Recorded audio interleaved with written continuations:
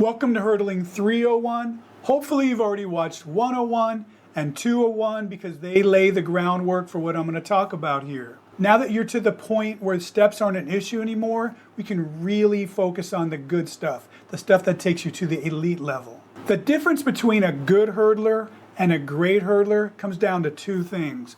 One is how much ability do they actually have to generate speed in their body. The second is how efficient they are with their technique in both sprinting and hurdling. In this video, I'm going to dive really deep into the technique, but I'm going to stay at a higher level when it comes to the strength and power. If that's something you're interested in, I've included a link to a program that I highly recommend for that. You can also check that out on my website at acemethodcoaching.com. If you've mastered the techniques that I outlined in Hurdling 201, then you're about 80% there. If you didn't see that, you need to see it. I'm going to play it here. If you've already seen it, you can skip to the next section. When analyzing technique from the start to the first hurdle, you want to look at two things. One is their acceleration and also making sure they don't slow down at the first hurdle. The other is how many steps are they taking. We're going to start off by focusing on the acceleration and the slowing down. We do this by looking at what we call negative shin angle. That means that as the athlete comes out of the block, when their foot strikes the ground, you want to make sure that it's well behind their knee. You can see that with all of these athletes here. This is what is referred to as negative shin angle because that foot is behind the knee. With the lead athletes, they'll do that with at least 4 steps, sometimes more. For most high schoolers, you're lucky to get 4 good steps out of them. Then we want to look at the next 4 steps leading up to the hurdles. A lot of high schoolers tend to reach out and strike the ground with their heels.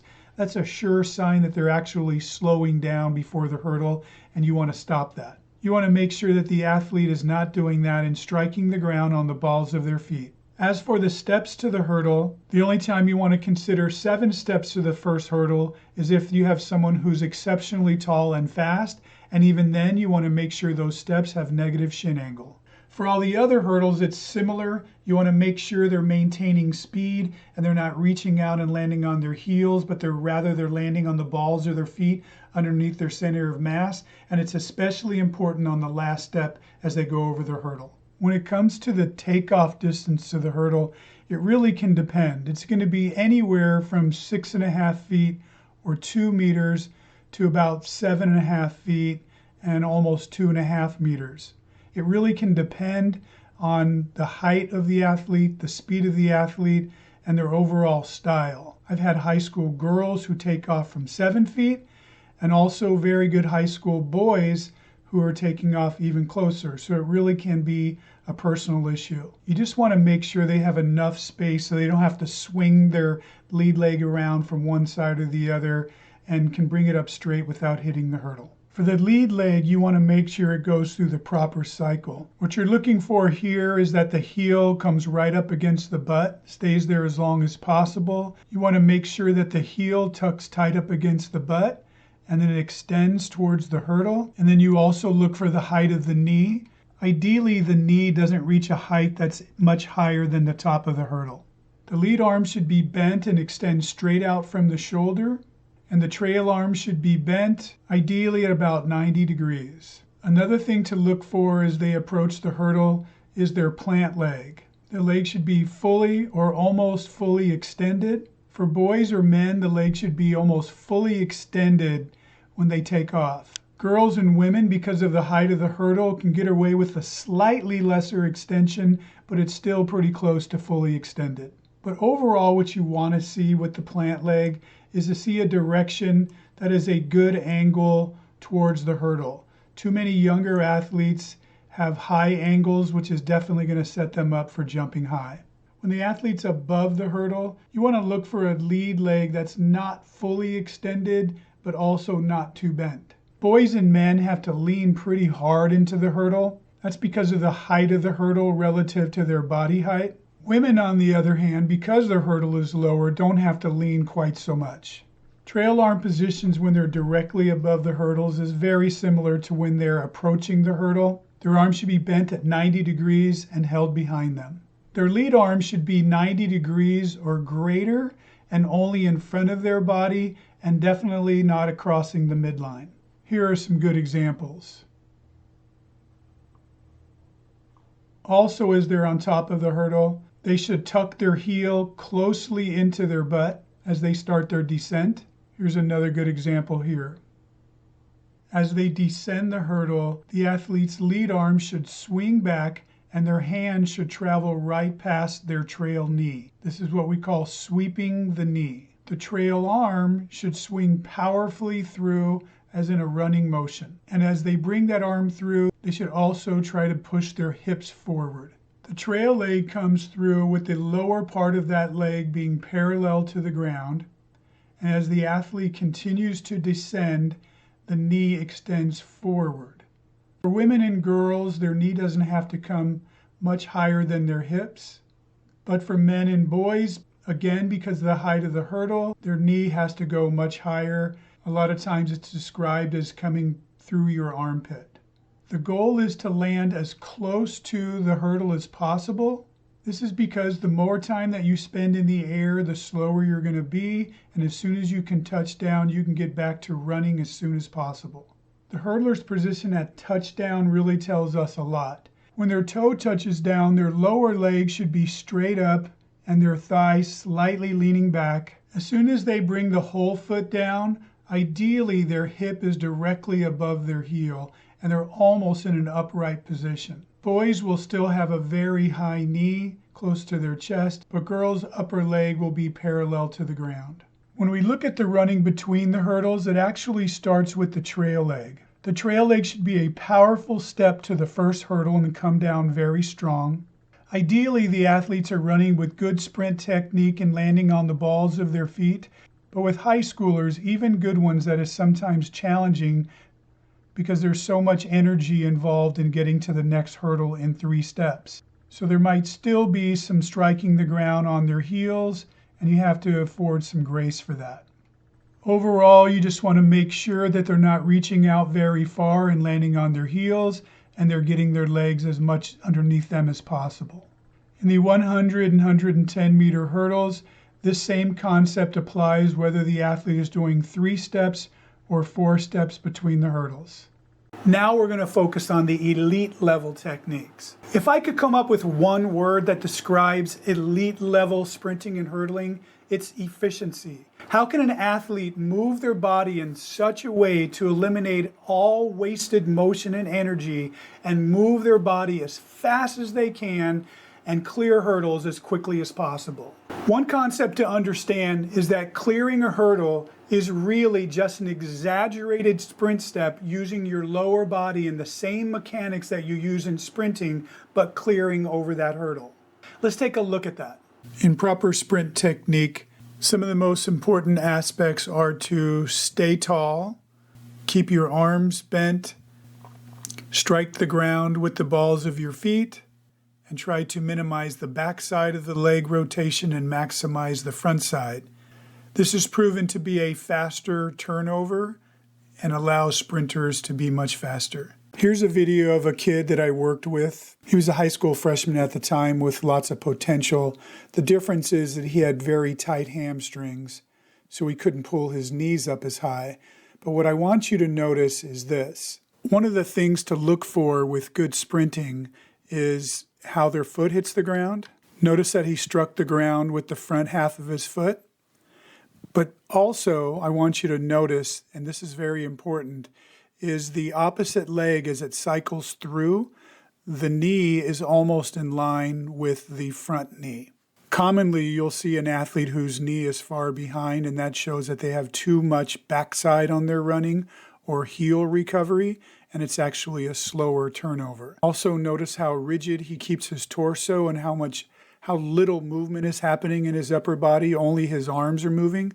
That's from good core strength. I should point out that this type of extreme knee lift and low heel recovery mostly applies to the short sprints like the 100 and 200 meters. Anything longer, and athletes usually have a more relaxed backside where their knees don't come together when they touch down. The reason for this is while the sprint technique is faster, it takes more energy and will fatigue you. You need to conserve more energy for the longer sprints. With that being said, here are some drills to help that. For sprinting drills, I like to start really fundamentally with jumping in place. The reason we do this is because this is the way the athlete's feet should be striking the ground when they're sprinting. Always striking the balls of their feet. Their ankle is flexing, so it is a spring. Their heel will probably come down a little bit, but very lightly. I want them to learn that sensation. We do that for at least 10 times, and then we transition into jogging in place. So they feel the same feeling of striking the ground, but this time alternating legs. And we generally do this as part of the warm-up every day, which leads into their jogging around the track once or twice as part of their warm-up. This here is a typical A-skip that sprinters tend to do. I'll do it every now and then, but my preference is to do what I either call a modified A-skip or a pop skip. The reason I do this is because that's actually the way they should be sprinting. The A-skip doesn't really simulate a sprint technique. When we sprint, we want to pull the heel straight up to the butt as quickly as possible. A pop skip simulates that. You could do it first standing in place to teach them, and then you can have them do it as a pop jog. You could also do a modified B skip, or what you could call a pop B skip, where they're popping up and then extending their leg out in front of them. And then always finish off with pop jogging. When teaching a new athlete, you can start going very slow like this, and then gradually have them do repeat 50-meter sprints, trying to get faster and faster. Eventually, they'll get to 80% and above while still trying to pull their heel straight to their butt. One of my favorite drills is what we call a step over drill. That's where the athlete runs while trying to step over the knee of the opposite leg. All this is designed to teach the athlete to minimize the backside and maximize the front side of the sprint technique.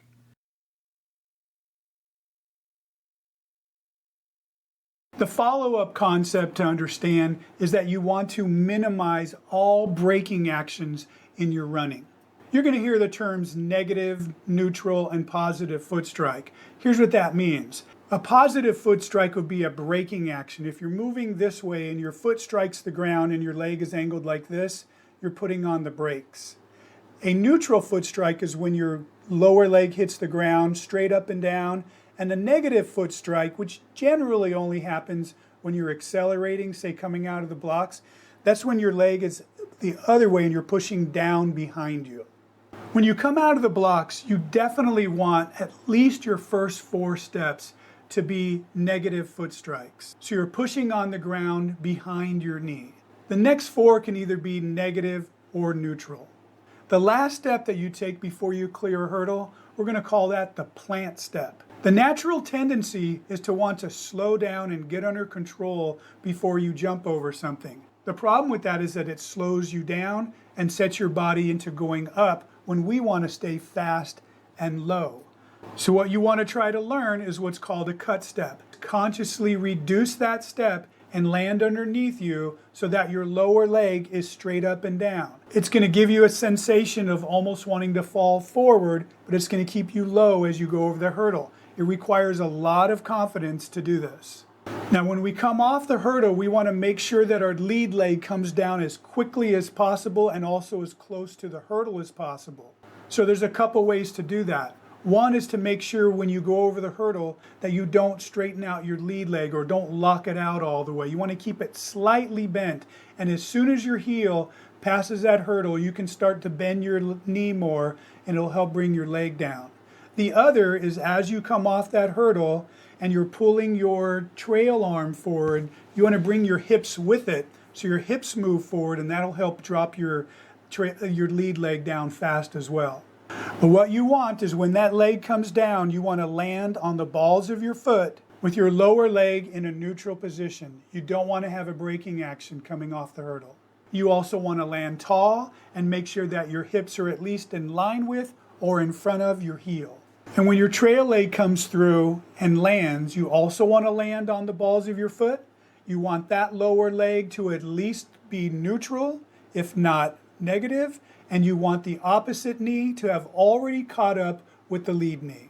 And the same thing applies to step number 2, and then we're back with step number 3, which is the plant step or the cut step going over the next hurdle. One last point to talk about with technique, and that's staying tall. One of the things that you can do to stay low over a hurdle is make sure you don't have to jump up at the hurdle. So as you come up, you want to elevate your center of mass as high as you can so you can hurdle almost down over the hurdle or flat over the hurdle versus having to jump up over the hurdle. Just like I talked about in hurdling 201, if something's not working out just right, let's say one of these aspects you don't have right, what you want to do is really focus on that during your warm-up and all of your drills. Make sure you get it right.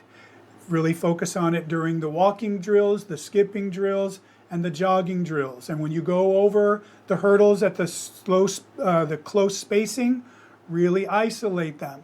And then also remember, we need to make sure that what we're learning translates to full speed. So you take that same concept and you apply it to full speed going over hurdles as well. Keep them close, get it good, and as you master it at one level and one speed, you gradually spread them out and go a little faster, spread them out, go a little faster, till you can do it at 100%. So when it comes to your training, reaching an elite level of hurdling is no different than any other sport. If you want to be the best, you have to take more of a year-round approach to your training. So that means in the off-season, you're focused a lot on your body, improving your strength and your power. But it's also a good time of year to focus on improving your technique. And if you have something really big that you want to change or improve, this is the best time to do it. When it comes to the preseason, that's when you want to start gradually building up your endurance, but also start to developing some quickness in your steps. You're also continuing with strength and power training here as well. As we get into the season, we're maintaining our strength and power training, but now we're starting to focus more on speed endurance and transitioning into top speed, and also refining our technique in both of our sprinting and our hurdling and having the quickest steps possible. Again, if you want to see my recommendation on a strength and power program, I have a link in the email that this came with. And if you want more details for your workouts, you should consider my hurdle training program. It's extremely detailed, step-by-step daily workouts from the beginning to the middle to the end of the season, everything you need to do to peak at the right time. That's it for my Hurdling 301. If you've made it through this, you definitely deserve to have a great season next year for the amount of work and research that you put in to be a great hurdler. So good luck to you. If you need any help, make sure to reach out to me at asmethodcoaching.com.